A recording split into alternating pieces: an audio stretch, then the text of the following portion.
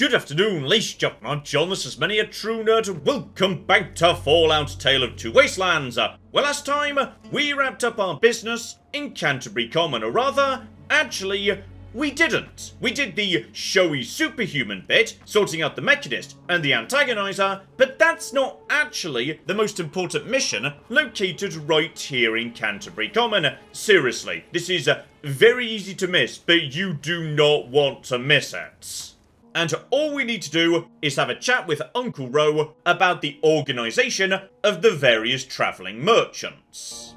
They're just small caravans that make rounds through the wastes, hawking their wares from Paradise Falls to Rivet City. They won't trade with anyone who's hit their friends, but that's about as organised as they get. So how about we, organise them a bit better, buddy? I had thought about it, but some of these wasteland traders, well, they aren't exactly the organizational type. It'd take a pretty savvy businessman to make it worth their while to work together. Frankly, I'm not sure even I'm up to the task.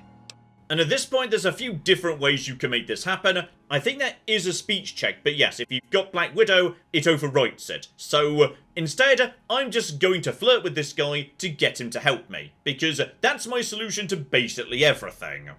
Madam, you flatter me. I'm but a humble man of this small community. But since it's a trader community, I suppose I can call in a few favors with the caravans. I suppose I am rather persuasive in that way.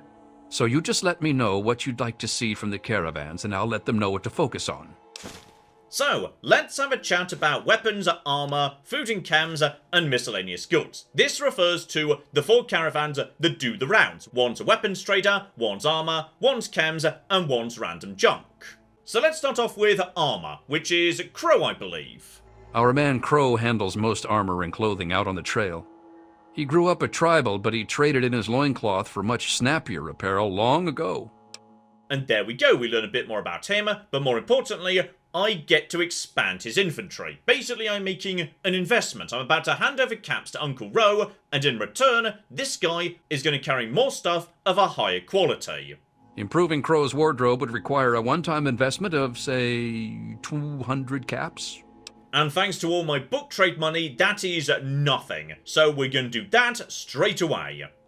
Excellent. I'll send word to Crow right away. But we're not done yet. Crow's armor is already rather extensive, but I'm sure it could be even more impressive for a one-time investment of 500 caps. And here you bloody go, because this is not just going to expand his inventory yet again. It's going to do something way more important. And now we just do the same thing with every single trader. So 700 caps each, 2,800 total, but seriously, this is worth it. So, I've spent the money, every single trader is now maxed out. And I'd say we should, yes, go and say hello to one of them, because 2 very cool things are about to happen. Oh, here we go. Perfect timing right at the entrance to town. A caravan is already in place, so... Okay, buddy, is that Crow over there? I think that might be Crow. And here you are. The spirits have blessed me with many gifts, but you have given the more marketable gift of monetary investment. Please accept this offering, a mask and helmet made from the hide of the wisest spirits of the wind.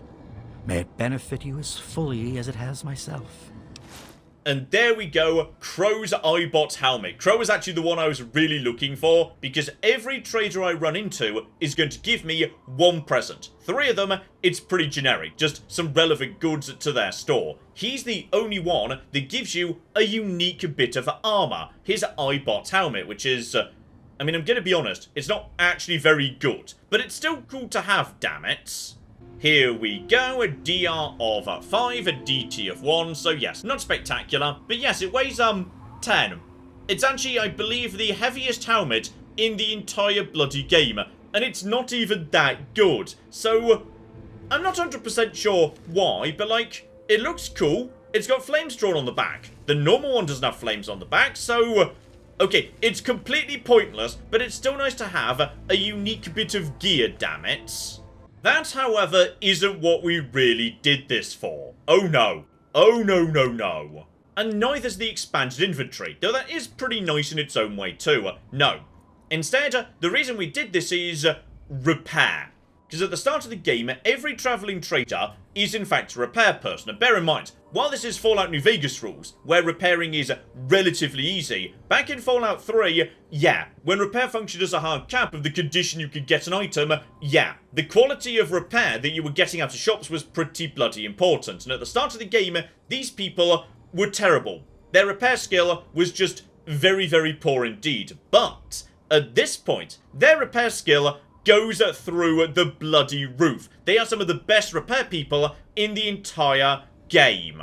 Look at that. Crow repair skill 100, meaning he can now improve literally everything to max condition. He can get anything I want to maxed out. Just, oh, it's beautiful. But it's a completely unmarked quest, hidden away in the dialogue of Uncle Ro, so a lot of people miss that you can do this. But yeah, the improvement to repair is it's an absolute huge deal. It's wonderful. I mean, just look at that. 100% condition railway rifle. Oh, I flipping love it. Oh, and absolutely perfect. The other guy I want to run into is right outside Megaton. Lucky Harith, the weapons trader. Repair up to 100 again. Spectacular. And, oh yeah, grenade rifles, very, very nice indeed. Lever action rifles, lovely. And on top of that, do not forget, he's a good ammo vendor. Meaning now, he's selling a good volume of, yeah, nice elite ammo types, hollow point, armor piercing, all the rest of it. Spectacular. And as we're back in Megaton, let's get on with our main job today. We're cracking on with the Wasteland Survival Guides. But before we do, we're going to be slapping on the Mechanist armor. This is why I want to make sure we get it, because the next stage of the Wasteland Survival Guide is talking about robots, and if you've got this armor, that opens up something new. Here we go. So to wrap up the last chapter, we could head over to Rivet City to do some local history research, or alternatively, yes indeed, robots. But old technology is no challenge for the Mechanists. Oh, this is so exciting. I feel like I'm sending you out on some sort of super assignment. Okay, give me a moment to calm down. Now then, after some searching, I got this Robco processor widget. Supposedly, if you connect it to the mainframe at the Robco factory, you can get access to an army of robots. Seems like it's right up your alley, huh? And it'd be a great example of how to harness technology, wouldn't it? It's just a super cute addition right there. They're not only just wearing the Mechanist armor, give you a personalised speech option when speaking to Moira, they actually recorded voice lines for her to respond, and she gets super into being involved in superhero business. It's just lovely. So, yes indeed, we're going south to Robco to plug a widget into a terminal. Lovely. So, bright new day, and yes indeed, we're heading to the Robco facility, except of course I wouldn't be me if I was to go there direct. No. There's a couple of rather cool things I want to check out on the way, but bare minimum, we will be going in roughly the right direction. Just leave Megaton, start heading southwards, and we'll be running into a couple of very interesting things in no time whatsoever. The journey should be fairly on the quiet side for the most part. Oh, bloody hell. That gun is beautiful and amazing, and I love it so, so much. But yes, as I say, this is mostly a pretty bloody peaceful journey, just heading southwest from Megaton, I say, tossing myself straight off a cliff. But yes, this is my destination. A surprisingly large town area right next to a very large armoured building, and that's my first destination today. Here we go, welcome to Fort Independence, and yes, no matter how tempting it is, do not jump the fence just yet. These guys wouldn't like it, and we don't want to annoy these guys. Instead, no, we would like to be their new best friends. It's going to be lovely. Keep your head down, idiot. Raider incoming. And here we go, a perfect opportunity for me to prove that I'm going to be their new best friend. Lovely, though, to be honest, they do not need the assistance. They are doing just fine all by themselves. But screw it, I'll help out if I can. Lovely. There we go, did enough damage to get XP on one of them. You're very welcome, guys. If you're going to get yourself killed out here, you mind doing it further away from our bunker? I don't want your corpse stinking up our little patch of heaven.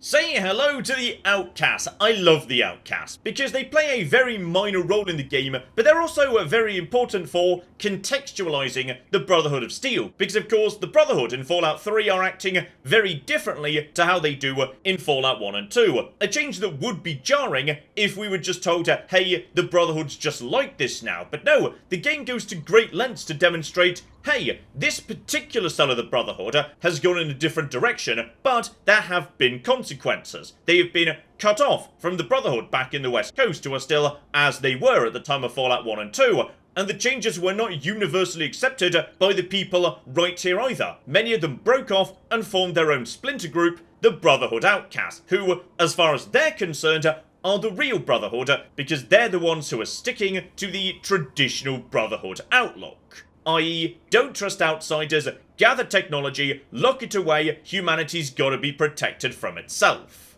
We call ourselves the Outcasts, and we collect technology to preserve it from tribals and idiot locals. And before you ask, we were cast out from that company of zeros, who call themselves Lion's Brotherhood of Steel. Way we figure it, if traders think we're too harsh in following orders, we're probably doing something right. Yeah, the Outcasts are an absolute delight in this game, representing the Brotherhood in their most undiluted form, but with all the downsides that come with it. They are insular, they are short-sighted, and as New Vegas would perhaps explore much more thoroughly, they are doomed, because they're just going to stay locked away in their tiny enclosure until eventually they are worn down, hence why in Fallout 3 they don't play a bigger role in the story, because as far as they're concerned, they wouldn't want to, which is why it's very easy to play a complete game of Fallout 3 and never even stumble across these guys. But still, today, technology and gathering it. Now that I'm willing to sign up for. We aren't recruiting, kid. Old sap lions might trust walk-ins, but we don't. But if you want to help out, well, we might be able to work out a deal. You bring in technological devices and we'll pay you a finder's fee based on the device. But Protector Kasdan would have to okay it first. So, over to Kasdan and let's get an idea as to what they're looking for.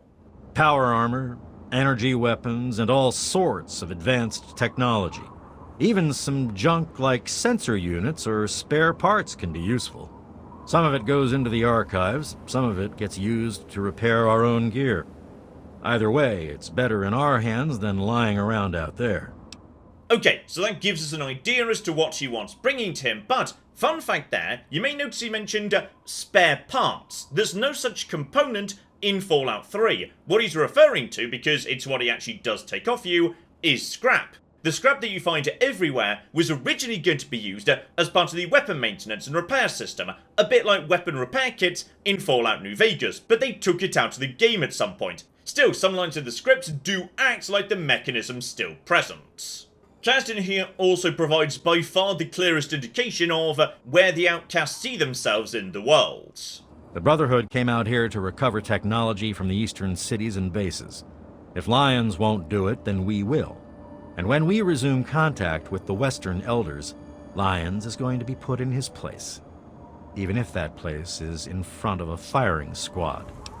So there you go. Clear as day, these guys think they are the true Brotherhood, and they wear the idea of being outcast as a badge of pride. What he's asking you to do, by the way, is a much larger and more complex job than you might reasonably expect, because Fallout 3 is absolutely bloody full of people who say, hey, bring me this particular low-value item, and I will pay you significantly over the odds for it, whether it be scrap, or sugar bombs, or blood packs, or what have you. It's very easy to assume that's what this guy is, but no, this is not just a turn something in for better prices than you're going to get in the shop deal. This is actually the closest thing Fallout 3 has to a proper reputation system.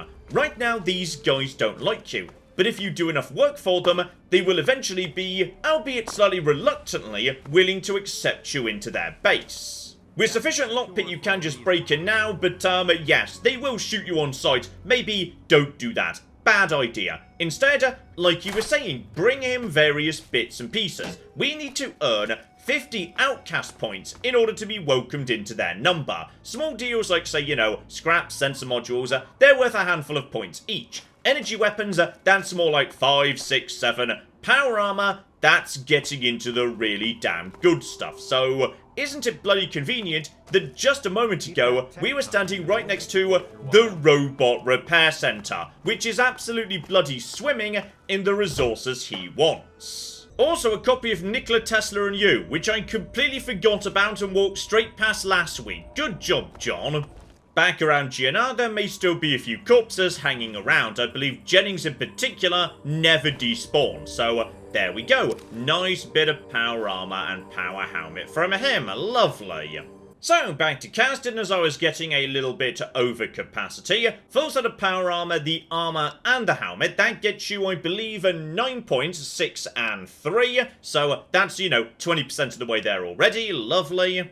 What's also interesting is, you don't just get paid, instead he offers you trade. Either ammunition, or alternatively, frag grenades, radaway or stim packs. I believe that was all you got in the original game, though yes, the mod may have slightly extended this with the new stuff from New Vegas. So Hydra, which wasn't a thing back in Fallout 3, together with armor piercing and hollow point variants of various ammo types. Okay, giving him all the sensor modules, unfortunately, yes, there is no take all I've got, you've got to give them to him one at a time. Or, to be precise in the case of Scrap, 2 at a time. He takes 2 in order to give you a small amount of ammo. Once again, referred to as spare parts, not scrap.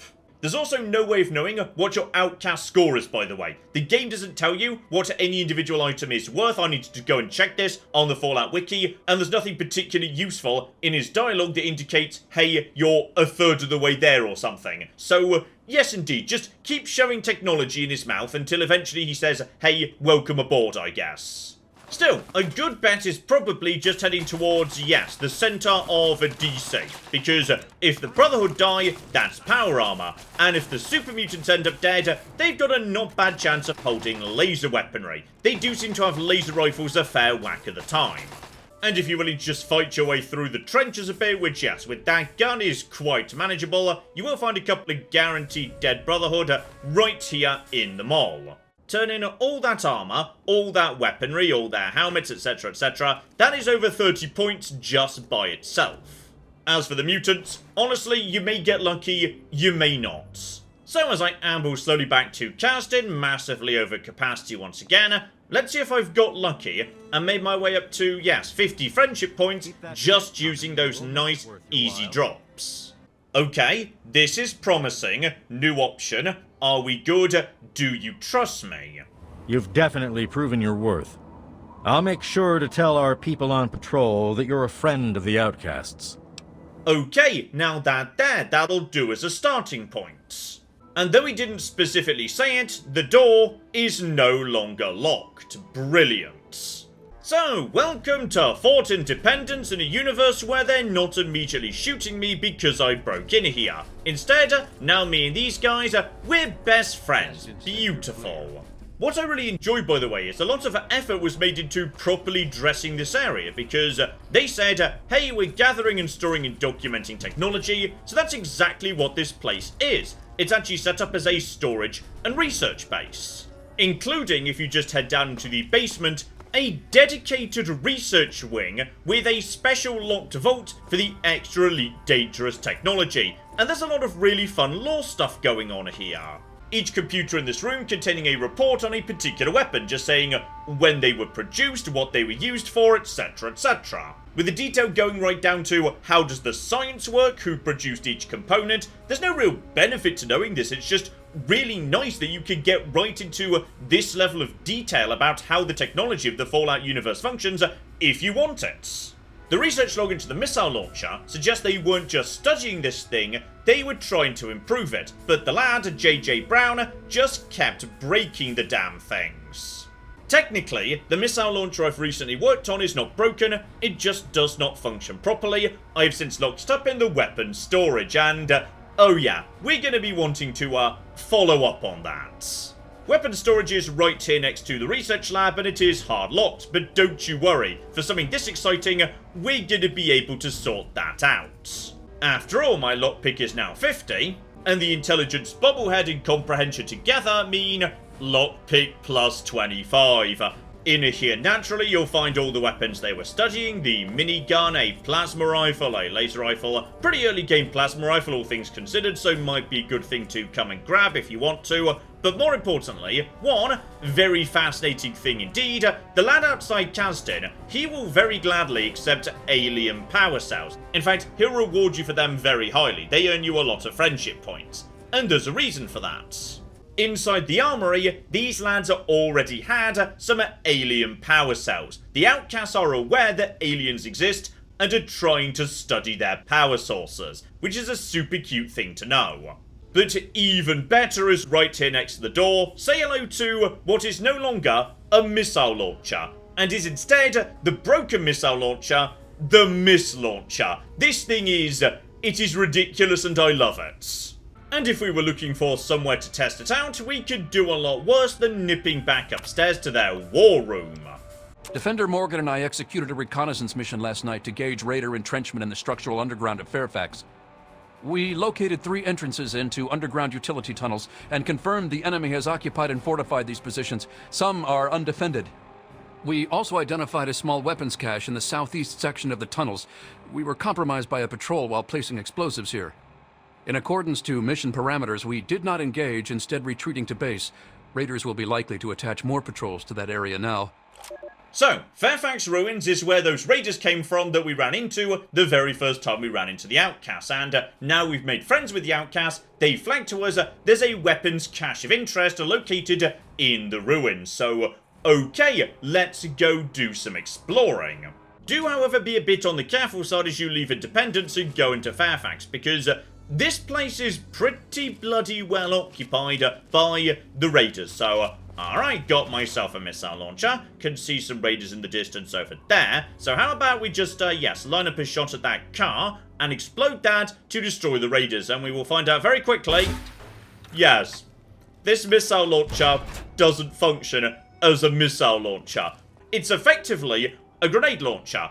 Bearing in mind, Fallout 3 didn't actually have a grenade launcher. Grenade launchers and rifles were added in New Vegas, so this is the closest thing you've got, but bloody hell, does Fallout 3 not like this thing? Because in VATS it just does not work. Your shots will basically fall short all the time. You've got to manually use this thing. And I really hope there's no enemy standing to your right, by the way, because just like the standard missile launcher, you can't bloody see anything to the right while you've got this thing out, because it's too cocking huge.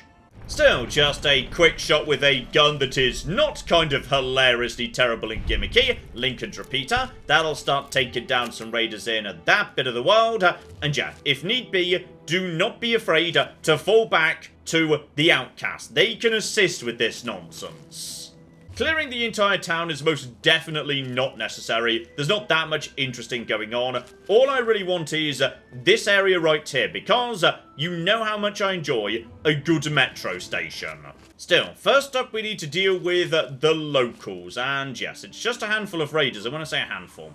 Quite a handful. So let's just get into a good position. Nice hidden. Okay, someone's definitely shooting me already. That's all absolutely fine. Just use the camera. You see decent armor on that lad right there. And a combat shotgun, I believe. So, yes, indeed. Just be a bit careful with these guys. They're not nothing. And you can see here in VATS, it doesn't look like I'm going to be able to kill this guy. But, okay, that gun, don't let me down with Operation Get All the Crits. So there's one crit. That was definitely at least 2 crits right there, which is beautiful. Down at that bastard goes. Shotgun is going to do nothing against my armor, so just start taking you out too. Lovely. Okay, there's this guy right here coming at me down this alleyway. I'm going to try and mislauncher him. Just toss in the mislauncher and... okay, I actually killed someone with the mislauncher, and someone's behind me, aren't they? Didn't realise someone was behind me, actually. Maybe just, you know, clear the outside. Oh, they've all got decent armour. This guy's already a bit wounded, and the gun's through his head, isn't it? Bloody useless when that happens. Just get the crits. There's one crit right there. And the reload in VATS, which is really good news. And just to finish you off. Okay, get round the corner. I definitely hit someone with the mislauncher, which is honestly worthy of a small award. This thing is just hilariously inaccurate. The delay on it, the weird way the missiles bounce, it's just... It's a beautiful gun, but it does not work most of the time. There is another crit right there, and that guy's dead. I need to seriously heal.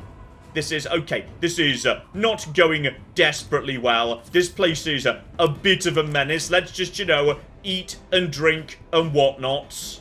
I'm going to use that Ultra Jet to go back into that. See, I did remember I had it. And that is going to hopefully let me kill this guy right here with the right crit. And that was definitely one crit. Then he hit his head.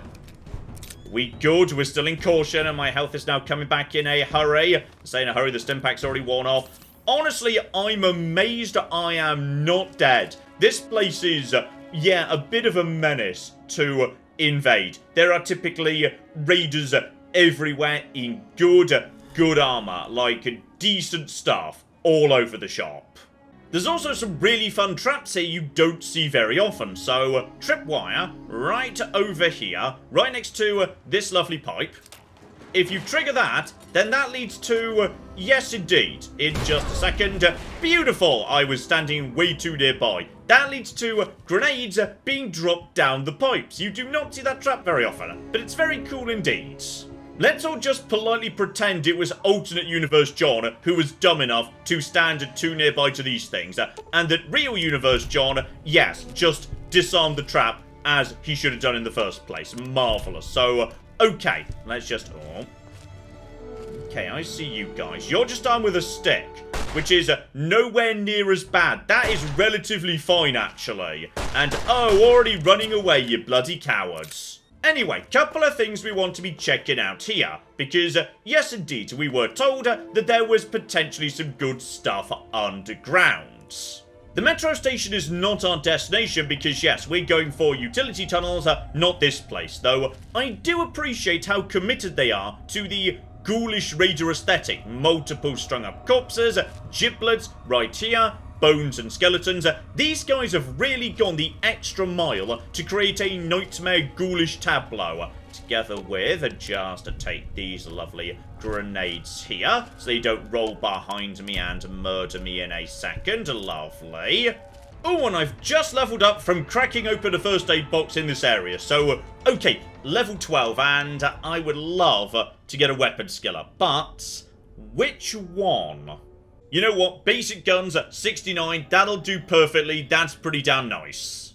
And I'd say I'm going to be taking Shotgun Surgeon. Because eventually, oh, they are ridiculous mega murder machines. It is beautiful. So okay, step 1. Shotguns now bypass enemy armor.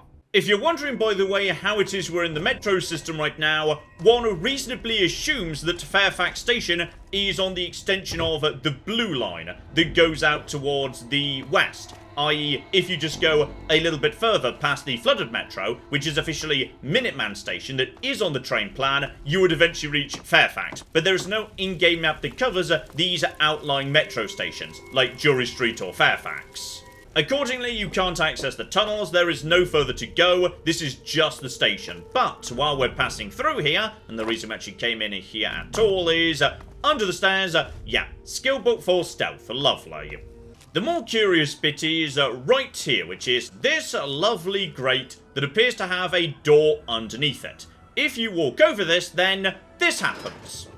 It opens up and you drop down into what I think is supposed to be a trap. But if it is the worst trap I've ever seen, because you might be expecting, say, a giant pile of raiders on the other side of this door. But not only are there no raiders in here, this is actually, yes, the stash that we were told about in the notes. You got pistols, you've got shotguns, you've got grenades, which is always welcome, and you've got a giant pile of ammunition. So, I don't know. It kind of looks like this is supposed to be a trap. Like, people fall into their tunnels, and then they take them out on the way out. But, if it is, they are very sporting raiders who have decided to give you a fighting chance by just handing you a pile of guns and ammo.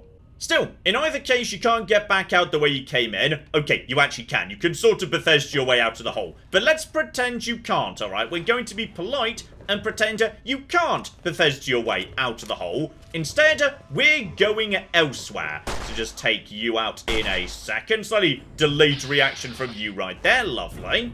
This place does, however, contain the greatest treasure of all, which is just 10 million cocking bent tin cans. I love how many bent tin cans there are everywhere. It's beautiful. And you never even notice it until you start using the rocket launcher. And then suddenly you realise that every location in this entire game has just got bent tin cans strewn across every cooking room. It's downright bloody weird. Okay, we got a few more of them at the end of this corridor, and I'm going to attempt to, yes, missile launcher down this corridor, and did nothing. Bloody missile launcher every cocky time. In fact, you know what? That may have done a slight bit of damage to him. There's not a huge amount down here, to be honest. I just thought it was worth visiting, given, yes, the outcasts do specifically flag that particular cache of weapons, so just work your way through, murder the raiders, and you're back above ground. Lovely. And just one more note before we pass on. Unfortunately, yes, I can't demonstrate this, but if you try and hand this guy outcast power armor, he will not take it. You don't get friendship points for that because it belonged to them already. And in fact, rather hilariously, if you've already got power armor training, and you found dead outcast members, and you show up here dressed in outcast armor, they will confiscate it from you, leaving you standing naked in the middle of the road. They won't, like, penalise you for it or anything, but it is rather hilarious. Anyway, that's pretty much all there is to the outcast in this game, so how about we, do the thing we were supposed to do all along, and go check out Robco for Moira.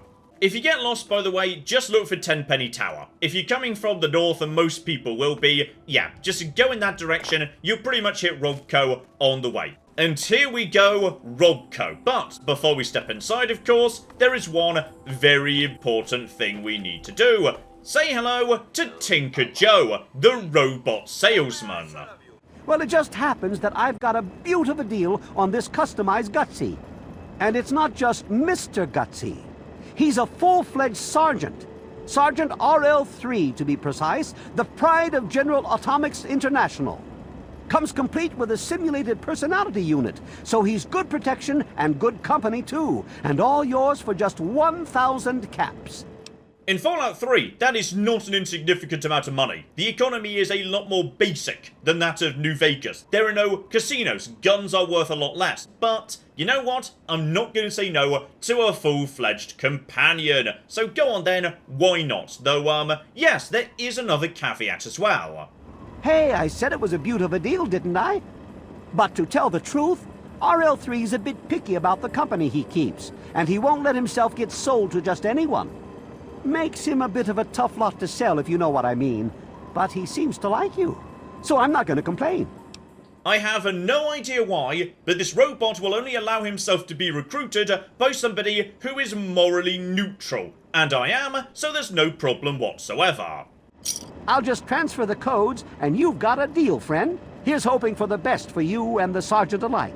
Salutations, Commander. Sergeant RL3, Gutsy Class, Robotic Soldier reporting for duty. And there we go, we have got ourselves a Gutsy, and yes indeed, because this is New Vegas, companions now give you active perks, so what's yours, buddy? When he is with me, minus 5% gun spread and plus 5% crit chance. Okay, I think actually that's a bit too good, because this is not in base Fallout 3, these were perks that were invented by the mod. 5% crit chance is huge. Like, that is a very rare special thing. I think that's a bit too strong. Like, 3% would already be extraordinarily good. Okay, I'm so sorry, buddy, but as is typical for me, I do enjoy being the lone wanderer of Vault 101. So, we've recruited you, you belong to me now, but you're not sticking around with me. And, fun fact, if you decide to dismiss him, he goes to Canterbury Common, where we were hanging out at the start of this episode. Leaving a soldier behind? Very bad form. Making base in Canterbury Commons for when you come to your senses, sir. You know what? Bare minimum, at least Canterbury Common is safe in the event of, any more supervillains showing up. So, him recruited in case we need him later, let's snip into Robco to go and do a bit of hacking and whatnot. Though at the start of the mission, it's not actually robots or anything at all. It's just some basic rad roaches, mole rats, etc, etc. This area is in fact incredibly simple. It's a pretty basic factory floor with a handful of skill books dotted around, so big book of science right here for example. If you couldn't find enough, say, scrap or sensor modules or anything for the outcast, by the way, you got unlucky with the laser rifle drops off super mutants, yeah, just come here. There is so much scrap the outcast will take off your hands. It was my backup plan if I didn't find enough stuff just dotted around in general. Just work your way to the catwalks at the top of the room. Once again, this is a very simple area. And make your way to officers and cafeteria. Again, there will be many rad roaches and whatnot dotted around. Why am I struggling to hit a rad roach? There we go. Finally bloody died. Lovely. And yes, ignore the various rad roaches. Instead, start making your way upstairs as fast as possible.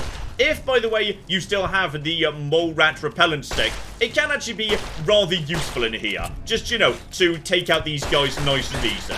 Still, ignore as many enemies as you can, just once again, keep on keeping on further and further and further upstairs. Because here's our destination proper, and here's where that big book of science I picked up just a second ago becomes rather bloody useful, because, yes indeed, if you just install the widget right now, then all the robots are going to wake up. But, they're not going to like you that much, potentially. So just install that. Red flashing lights, never a good sign. So how about instead, we take advantage of our lovely Science of 50 and hack the terminal too. And once we get inside, we've got three options. Pest extermination means the robots like you and they'll take out any other mole rats, rad roaches, etc. Cease total liquidation, so we'll just turn that off straight away. Obviously that is murder everyone, including me. And finally, stress testing, they're willing to murder each other. So no reason to do that one, really. Let's just turn on pest extermination, make sure they help me take out the various mole rats, rad roaches, etc. And there we go. I am now safe. The mole rats most definitely are not. Beautiful.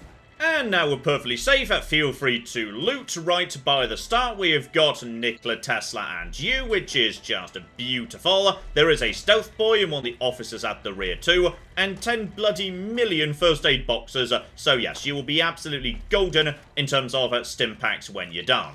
And that's all you need for Moira. It is very simple. If you've got Science of 50, no trouble whatsoever. Harnessing the technology of the past and modifying it for your own purposes? That's just the thing. Tell me all about how it worked out. And naturally, we are going to be committed to the bottom option, Snide. Robotic carnage, but I caused it, so it was the okay sort of carnage. Okay, that is an aggressively appropriate to me dialogue option. Absolutely. Well, I guess one thing about using the old tech is that it can feel a bit like playing God. But you're probably not supposed to, I think. Seems like a good thing to watch for when dealing with tech of any age. And it helps to pack a few pulse grenades, just in case. Here, have a few. Oh, and take my book on science. For some reason, I just can't get into the computer parts. But I've got the rest pretty much memorized. And there we flipping go. Another skill book, some pulse grenades, and the chapter is done. Meaning there is only a single one left, and that will take us to Rivet City. But I would say that's enough for now. How about we pick that up next time, because yes indeed, there is a lot to be done in Rivet City that we haven't turned our attention to yet. Though curiously, there's also a lot of stuff pertaining to Rivet City we can do right here in Megaton. So join me next week and I will explain a little bit further. Hopefully you're looking forward to that. But in the meantime, I've been John. This has been Many a True Nerd. And this has been Fallout, Tale of Two Wastelands. Thank you very much, and goodbye. If we just hide the bodies, nobody needs to know about this. Yes! My stupid plan has worked! It turns out I'm a genius! The giant rad scorpion is not gone! Oh, hang on, there's more yet though, I'm still being very shocked. Guys, where's the NCR? Nobody needs to know.